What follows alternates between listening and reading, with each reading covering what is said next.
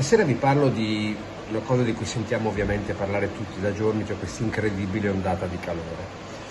La sentiamo tutti ne sentiamo parlare molto, eccetera, eccetera, eccetera. E che ci sia un evidente riscaldamento globale a causa dell'uomo penso sia ormai più che assodato, però il dato interessante e preoccupante è quello che ha scritto ieri l'OMS, cioè l'Organizzazione Mondiale della Sanità. L'Organizzazione Mondiale della Sanità ha detto che nel continente europeo, quindi solo in Europa, dal 21 giugno a ieri, ci sono stati, secondo appunto l'OMS, circa 1300 morti, tra virgolette, anomali in più, cioè dovute al caldo, 1300 persone. Gli studiosi danno tre spiegazioni, tre cause, che sono molto interessanti. Primo è che abbiamo avuto più o meno 2 settimane in meno di copertura nevosa, quindi meno neve, meno ghiaccio e di conseguenza l'aumento della temperatura. E va bene, in parte si sapeva. Seconda è che si è riproposto più volte l'anticiclone africano rispetto a quello atlantico, che è molto più caldo come quello che stiamo vivendo questi giorni, e anche qui lo sentiamo sulla nostra pelle. La terza invece causa è quella che mi ha, come posso dire, stupito di più, cioè gli studiosi dicono l'Europa, non stiamo parlando di Italia ma di Europa, ha un aumento della temperatura maggiore agli altri continenti perché è stata più virtuosa nella lotta all'inquinamento. Meno inquinamento vuol dire aria più pulita, vuol dire meno polveri che filtrano meno il calore del sole. Quindi da un certo punto di vista noi perché facciamo la lotta all'inquinamento? Per salvaguardare il pianeta. Questo però ci causa questa cosa. A mio modesto parere questa è una, la comprova che il surriscaldamento globale c'è e mettiamocela via. Due, che quello che si sta facendo si è fatto troppo tardi, cioè come quando si dice il taccoso è peso del buso, quindi noi per migliorare questa situazione abbiamo un caldo maggiore rispetto ad altri continenti. Capite che è evidente ormai che le contromisure che sono state prese sono A, insufficienti, B, molto ma molto tardive. Cosa resta da fare? Ci conviene farci una domanda su dove vogliamo vivere in futuro, perché se queste temperature diventano la normalità, non so voi, ma io ho delle serie difficoltà nella vita di tutti i giorni. Quindi secondo me bisognerà cominciare a fare delle considerazioni molto più serie su dove spostarci a vivere nel nostro pianeta. Grazie e buona serata a tutti. L'agenzia Venice Waterlink, in collaborazione con la Raffaello Navigazione, in aprile e in maggio vi accompagnano da Sottomarina a Venezia il sabato, la domenica e i festivi e alle isole Burano, Murano e Torcello la domenica. Per maggiori informazioni telefonare allo 041 8626 373 per prenotazioni online sul sito venicewaterlink.com. Felici del finanziamento ricevuto dalla Regione del Veneto con la Giunta regionale di ieri, che ha finanziato i progetti che erano rimasti esclusi dalla legge 39 e quindi ha immesso, nella vecchia graduatoria 18 milioni di euro. Tra questi progetti ovviamente c'era anche Cavarzere, per un progetto da 1 milione di euro finanziato 500.000 euro dalla Regione e 500.000 euro con risorse nostre. Grazie a questo contributo noi andremo ad ultimare la Sinistra Adige, che era già stata oggetto di intervento lo scorso anno per 700.000 euro, anche in questo caso finanziati il 50% tra Regione e Comune di Cavarzere. Questo intervento aveva permesso l'asfaltatura di diversi chilometri di strada, consideriamo che è una strada molto lunga perché sono quasi circa 16 chilometri, l'installazione di diversi guardrail nelle curve più pericolose che erano sprovviste e quindi avevamo aumentato la sicurezza. Con questo milione andremo a concludere l'intervento. Andremo quindi a sistemare le rampe di accesso alla Sinistra Adige, andremo a installare i guardrail nei punti che risultano ancora pericolosi, andremo a asfaltare quei punti che mancano. Considerate che è una strada di lunga percorrenza che taglia da est a ovest tutto il comune di Cavarzere, quindi siamo molto soddisfatti, l'amministrazione tutta è felice per questo contributo che andrà a benessere e a sicurezza dei cittadini. Soddisfazione non solo da parte del sindaco ma anche da parte dell'assessore Mattia Bernello per l'importante risultato raggiunto a favore del territorio di Cavarzere. La Regione Veneto ha stanziato un contributo di 500.000 euro destinato alla messa in sicurezza della strada della Sinistra Adige, finanziamento che coprirà metà dell'investimento complessivo previsto pari a 1 milione di euro. Bernello sottolinea come questo traguardo sia il frutto dell'incontro avuto nei mesi scorsi in Regione quando si era recato a Venezia per rappresentare con forza le esigenze del comune, chiedendo un sostegno economico necessario per realizzare l'intervento. Le rassicurazioni ricevute in quell'occasione, evidenzia l'assessore, si sono trasformate in un impegno concreto. Per l'amministrazione comunale garantire la sicurezza della Sinistra Adige rappresenta una priorità assoluta. Significa tutelare i cittadini, i lavoratori che percorrono quotidianamente l'arteria e le numerose imprese agricole presenti nell'area. Bernello rivolge quindi un ringraziamento alla Regione Veneto per l'attenzione dimostrata nei confronti di Cavarzere, in particolare all'assessore regionale Diego Ruzza, al vicepresidente Luca Spavanetto, ai consiglieri regionali Baldan e Besio per aver ascoltato le richieste del territorio e mantenuto gli impegni assunti. Un risultato, conclude, frutto della collaborazione tra Comune e Regione che porterà benefici concreti alla sicurezza e alla viabilità del territorio. Prima di chiudere il servizio vi chiedo un piccolo aiuto che per noi fa davvero la differenza. Se ancora non l'avete fatto, iscrivetevi al canale YouTube di Chioggia Azzurra, attivate la campanella. È gratuito ma ci permette di continuare a portarvi ogni giorno notizie, approfondimenti e dirette dal territorio. Grazie per il sostegno che ci date tutti i giorni. Grazie.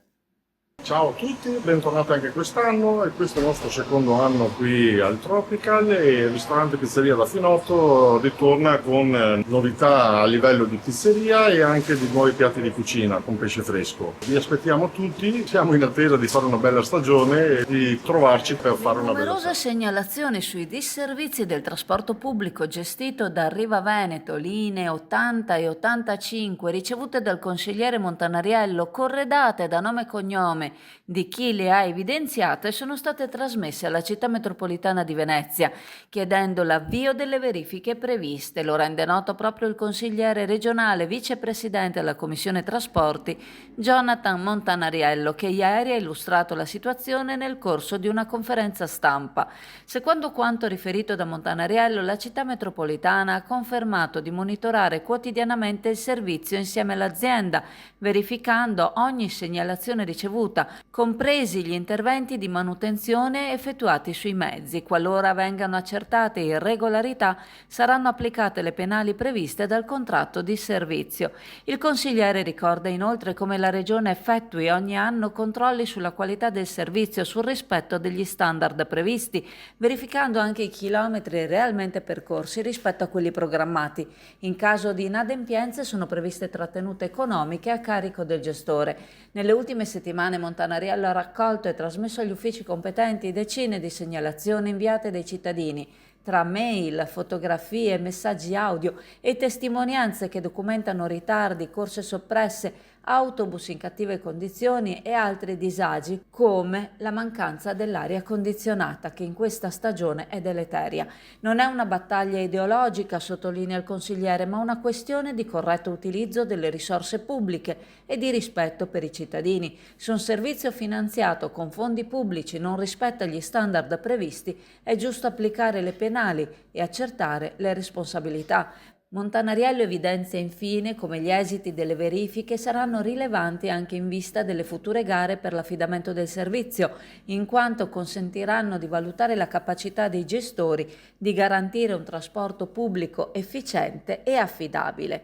Ha inoltre ringraziato tutti i cittadini che si sono resi disponibili per le segnalazioni e gli uffici della Regione e della Città Metropolitana per il lavoro svolto nell'istruttoria dei casi.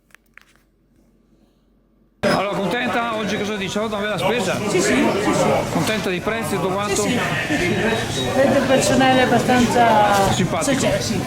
pronto simpatico, è vero. E il Fresh Market ha aperto il nuovo punto vendita a Sottomarina, all'interno di Maxi Frutta. Frutta e verdura selezionata, con attenzione alla qualità e ai prezzi accessibili. Il nuovo punto vendita in Viale Mediterraneo ti accoglie con offerte pensate per coniugare freschezza e convenienza. E il Fresh Market ti aspetta. Uomini invisibili. Quando perdere il lavoro significa perdere anche un pezzo della propria identità. Allora, c'è un'emergenza sociale di cui si parla ancora troppo poco. Mentre il dibattito pubblico si concentra giustamente sui giovani in IT e sull'occupazione femminile, esiste un'altra Italia che vive ai margini. È quella degli uomini adulti usciti dal mercato del lavoro. Secondo una ricerca dell'Università Cattolica, coordinata dalla professoressa Laura Zanfrini, sono oltre 2,4 milioni gli uomini italiani che non lavorano e non cercano occupazione. Non sono pensionati, non sono studenti, sono uomini che per ragioni diverse hanno smesso di credere che il lavoro possa ancora rappresentare per loro una possibilità. Dietro questo dato ci sono poi storie molto diverse. Ci sono padri che hanno lasciato l'impiego per assistere un familiare non autosufficiente. Ci sono lavoratori che dopo un incidente o una malattia non sono più riusciti a rientrare nel mondo del lavoro. Ci sono uomini logorati da anni di contratti precari, licenziamenti e salari insufficienti. Esiste anche una piccola minoranza che ha scelto liberamente di vivere senza lavorare, ma questa rappresenta solo una parte limitata del fenomeno. Il vero problema riguarda chi avrebbe ancora energia, competenze ed esperienza, ma si sente escluso e dimenticato.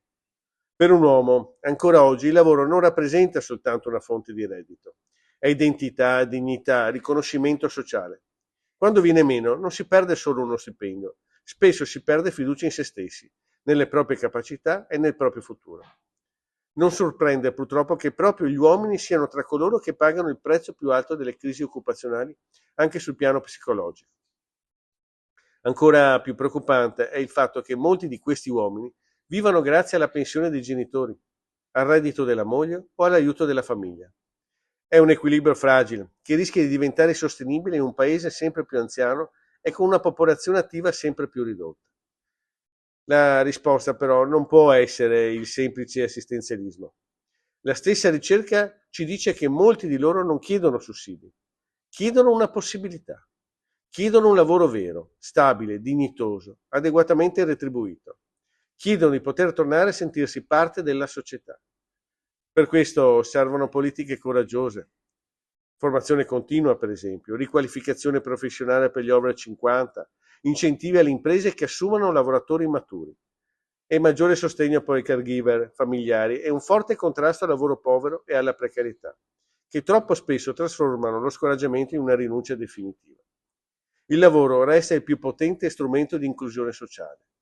Restituire un'occupazione significa restituire autonomia, speranza e anche dignità. Una società giusta non è quella che guarda soltanto alla fragilità dei più visibili, è quella che sa accorgersi anche degli invisibili, perché nessuno dovrebbe sentirsi escluso dal diritto di costruire, attraverso il proprio lavoro, il proprio futuro e quello della comunità. Allora, ci hanno segnalato alcuni nostri clienti che ricevono dei messaggi su WhatsApp da parte di un fantomatico ente che si qualifica come e-distribuzione, che sarebbe il distributore locale, dove gli scrivono che a seguito di verifiche risultano titolari di più forniture nel stesso punto di fornitura, quindi di più contratti nel stesso punto di fornitura, e che rischiano un distacco o di ricevere 2 o 3 bollette. Ovviamente non è vero e la stessa distribuzione smentisce. Vi invitiamo a diffidare da queste truffe perché oltre a telefonare adesso ci sono affinati e mandano questi messaggini in WhatsApp che sembrano veritieri, e prima di cadere nelle trappole informatevi, rivolgetevi al vostro ufficio o venite a trovarci qua in Viale Mediterraneo 135 a Sottomarina, vi diamo assistenza e vi consigliamo. Qualche giorno fa ho pubblicato la foto di 2 signore che stavano utilizzando l'acqua della fontanella che c'è all'inizio della passeggiata di Lusenzo, dove nei pressi della cittadella della giustizia, ex cittadella della giustizia, visto che ci hanno scippato il tribunale, c'è ancora il giudice di pace, ma vabbè, ne parleremo un'altra volta. E queste signore tranquillamente stavano usando l'acqua della fontanella per lavarsi l'auto. Abbiamo pubblicato le foto, ovviamente oscurando i volti, tanto erano distanti, la foto è stata presa molto distante, e anche la targa. Dovrei non stupirmi più di nulla, ma invece mi sono stupito che qualcuno ha anche difeso questa cosa. Allora, in una seconda pubblicazione ho messo anche l'ordinanza del comune di Chioggia che vieta di usare l'acqua pubblica per fare queste cose, perché la fontanella serve per bere, per la persona che passa, che è assetata, come a Venezia, come da altre parti. Allora, quello che invece mi ha stupito e che continua a stupirmi, che evidentemente c'è una strage di gente che è con la testa sotto la sabbia, oppure, e questo ormai è un fatto conclamato, non legge nulla, arrivano le cagate su Facebook, quelle dei Novax, quelle di Vannacci, adesso abbiamo Vannacci, e guardano quelle cose là. Allora, c'è una situazione drammatica in tutta Europa, le temperature arrivano a 38-40 gradi, le campagne stanno morendo, il Po è almeno 60% del livello dell'acqua, la Lombardia è sparita l'acqua, i ghiacciai si stanno sciogliendo, adesso domani pare che arriverà il fine del mondo, ci sarà un rinfrescamento e poi luglio-agosto non escludono, Corriere della Sera, informazioni del Meteo.it, non mi ricordo il nome del fondatore, che troveremo un'estate sempre così, quindi solo per questo non si dovrebbe neppure pensare di fare una cosa del genere. Comunque, al netto di tutto questo, come mi diceva un mio ex amico, è arrivato anche un comunicato di Veritas che chiede, titolo: caldo e consumi ittici in aumento, Veritas invita a non sprecare l'acqua.